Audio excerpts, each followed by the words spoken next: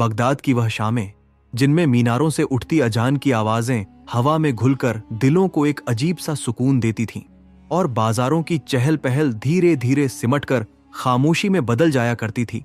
उन्हीं शामों में एक शाम ऐसी भी थी जो एक शख्स के लिए सुकून नहीं बल्कि बेचैनी लेकर आई थी।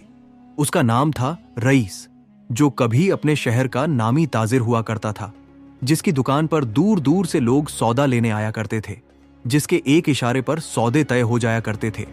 मगर वक्त की करवट ने उसे इस मोड़ पर ला खड़ा किया था जहां उसकी जेब में चंद सिक्कों के सिवा कुछ भी बाकी नहीं था और उसके घर में कई दिनों से चूल्हा नहीं जला था। उसके घर की हालत ऐसी थी कि बच्चे भूख से बिलखते बिलखते अब चुप हो चुके थे, जैसे रोने की ताकत भी उनसे छिन गई हो।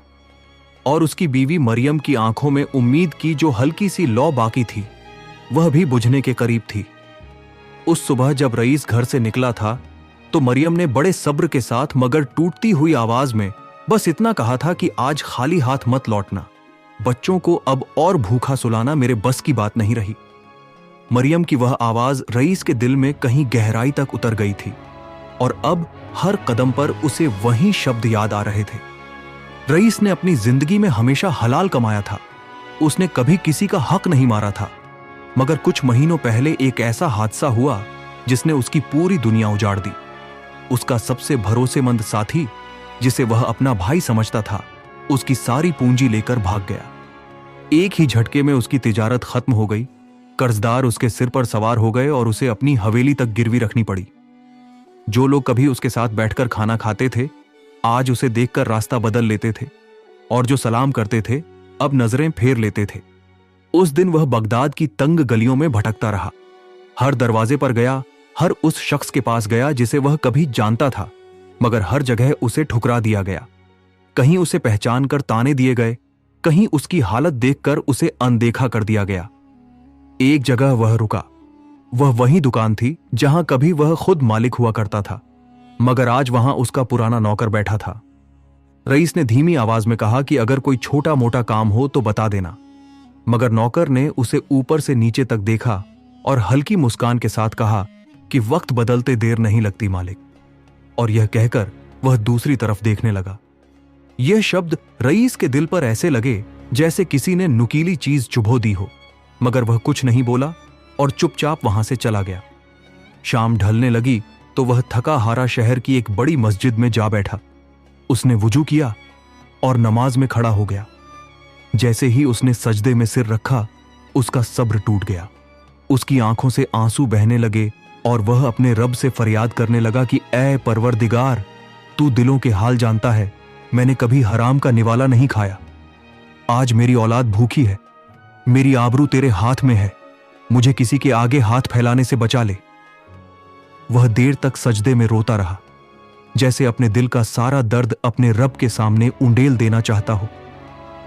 नमाज के बाद जब वह मस्जिद से बाहर निकला तो सूरज ढल चुका था और आसमान पर हल्की सुर्खी बाकी थी। उसके कदम भारी थे, मगर दिल में एक अजीब सा सुकून भी था कि उसने अपने रब के सामने अपनी बात रख दी है। मस्जिद के दरवाजे पर एक बूढ़ा फकीर बैठा था जो हर आने जाने वाले को दुआएं दे रहा था। रईस की जेब में सिर्फ एक आखिरी सिक्का बचा था। वह कुछ पल के लिए रुका। उसने सोचा कि यह सिक्का मेरे किस काम आएगा, शायद इस फकीर की दुआ ही मेरा मुकद्दर बदल दे। और उसने वह आखिरी सिक्का फकीर के कटोरे में डाल दिया। फकीर ने सर उठाकर उसकी तरफ देखा। उसकी आंखों में एक अजीब सी चमक थी। उसने कहा कि बेटा, आज तूने दिया है, कल तुझे मिलेगा और इतना मिलेगा कि तू गिन नहीं पाएगा। रईस ने कुछ नहीं कहा, बस एक फीकी सी मुस्कान के साथ आगे बढ़ गया, मगर उसके दिल में यह बात कहीं गूंजती रह गई। चलते चलते वह शहर से बाहर निकल गया, जहां एक पुराना कुआं था और उसके आसपास वीरानी छाई रहती थी। वह वहीं जाकर बैठ गया ताकि कुछ देर तन्हाई में सोच सके कि अब क्या करना है। तभी उसकी नजर एक घोड़े पर पड़ी जो अकेला खड़ा था। उसकी जीन पर एक भारी चमड़े का थैला लटका हुआ था। रईस ने इधर उधर देखा, आवाज लगाई कि कोई है। ये घोड़ा किसका है? मगर चारों तरफ खामोशी थी। घोड़ा प्यासा लग रहा था और बेचैनी से जमीन पर खुर मार रहा था। रईस ने कुएं से पानी निकाला और उसे पिलाया। जब घोड़े ने पानी पी लिया तो उसकी नजर उस थैले पर गई। थैले का मुंह थोड़ा खुला हुआ था, और उसमें से सोने की चमक झांक रही थी। उसका दिल जोर से धड़कने लगा। उसने कांपते हाथों से थैला खोला। अंदर सोने की अशर्फियां और कीमती सामान भरा हुआ था, इतना कि उसकी सारी परेशानियां खत्म हो सकती थीं। उसके सामने उसके बच्चों के भूखे चेहरे घूम गए। उसकी बीवी की मायूस आंखें याद आ गईं। उसके अंदर एक जंग छिड़ गई। एक तरफ उसकी जरूरत थी, दूसरी तरफ उसका ईमान। उसका नफ्स उसे बहका रहा था कि यह अल्लाह की तरफ से मदद है, उठा ले, कोई नहीं देख रहा। मगर उसका ज़मीर उसे रोक रहा था कि यह अमानत है, इसमें खयानत मत कर। उसके हाथ कांपने लगे। उसने एक सिक्का उठाया, उसे गौर से देखा, फिर अचानक जैसे किसी ने उसके दिल को झकझोर दिया हो, उसने वह सिक्का वापस फेंक दिया और पीछे हट गया। उसने गहरी सांस ली और खुद से कहा कि नहीं, मैं भूख सह लूंगा मगर हराम नहीं खाऊंगा। उसने थैला बंद किया और वहीं बैठ गया। उसने फैसला किया कि वह इसके मालिक का इंतजार करेगा। रात गहराने लगी, ठंडी हवाएं चलने लगीं। भूख से उसका बदन कांप रहा था, मगर उसके दिल में एक अजीब सा इत्मीनान था कि उसने अपने रब को नाराज नहीं किया। वक्त गुजरता गया, चांद आसमान पर चढ़ आया और तभी दूर से घोड़ों की टापों की आवाज सुनाई दी। रईस चौकन्ना हो गया। कुछ घुड़सवार मशालें लिए तेजी से उसकी तरफ बढ़ रहे थे। उनमें से एक अमीर शख्स घोड़े से उतरा और सीधे उस थैले की तरफ गया। उसने थैला खोला और गिनती करने लगा। कुछ ही पल में उसका चेहरा बदल गया और उसने सख्त आवाज में कहा कि 50 दीनार कम है। यह सुनते ही रईस पर जैसे बिजली गिर पड़ी। उसने कांपती आवाज में कहा कि हुजूर, खुदा गवाह है, मैंने एक सिक्का भी नहीं लिया। मगर माहौल में शक फैल चुका था। सिपाहियों ने तलवारों पर हाथ रख लिया। कुछ पल के लिए खामोशी छा गई, जैसे फैसला होने वाला हो। तभी वह अमीर शख्स अचानक मुस्कुराया और बोला कि मैं तुम्हें परख रहा था और तुम इस इम्तिहान में कामयाब हो गए। रईस हैरान रह गया। वह शख्स दरअसल खलीफा का खास वजीर था, जो एक ईमानदार इंसान की तलाश में था। उसने रईस से कहा कि तुम्हारी ईमानदारी ने मुझे यकीन दिला दिया कि अभी भी दुनिया में सच्चाई जिंदा है, और फिर उसने उसे अपने साथ दरबार चलने का न्योता दिया। रईस ने कुछ पल के लिए सोचा। उसके दिल में घर की फिक्र थी, मगर उसे यह भी महसूस हुआ कि शायद यही वह रास्ता है जो अल्लाह ने उसके लिए खोला है। वह वजीर के साथ चल पड़ा।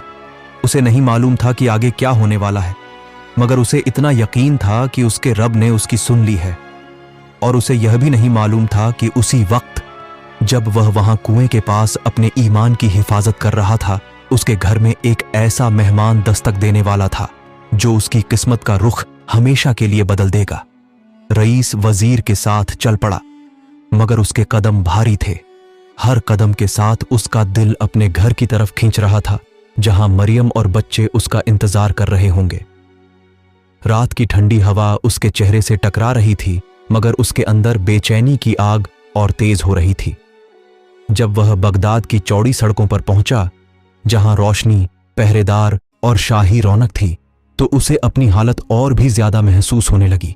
फटे कपड़े, थका हुआ चेहरा, सूजी हुई आंखें और सामने शाही महल की शानो शौकत। महल के विशाल दरवाजे पर पहरेदारों ने पहले उसे रोका, मगर जैसे ही वजीर आगे बढ़ा, सबने सिर झुका दिया और रास्ता दे दिया। रईस को दीवाने खास में ले जाया गया। वह जगह रोशनी से जगमगा रही थी। चारों तरफ अमीर उमरा बैठे थे और बीच में तख्त पर खलीफा जलवा अफरोज थे। जैसे ही वजीर ने पूरी कहानी बयान की, दरबार में एक हलचल सी मच गई। हर निगाह रईस पर टिक गई। खलीफा ने गहरी नजर से उसे देखा और पूछा, ए शख्स, क्या यह सच है कि तूने उस थैले की दौलत को हाथ नहीं लगाया जबकि तेरे घर में भूख है? रईस ने सिर झुकाकर जवाब दिया, जी सच है, मेरे बच्चे भूखे हैं, मगर मैं उन्हें हराम नहीं खिला सकता। उसकी आवाज कांप रही थी, मगर उसमें सच्चाई थी। दरबार में कुछ लोग प्रभावित हुए, कुछ हैरान, मगर तभी एक दरबारी जिसकी आंखों में जलन थी खड़ा हुआ और बोला, हुजूर, बातें तो बड़ी अच्छी हैं, मगर कौन जाने इसने कुछ दिनार पहले ही छुपा लिए हों। आखिर कोई इतना बड़ा खजाना देखकर खुद को कैसे रोक सकता है? उसकी बात ने माहौल बदल दिया। अब कुछ निगाहें शक से भी भर गईं। खलीफा ने खामोशी से इशारा किया और कहा कि तहकीकात होगी। रईस के दिल पर जैसे पहाड़ टूट पड़ा। उसने घबराकर कहा, हुजूर, मुझे एक बार घर जाने दें, मेरे बच्चे।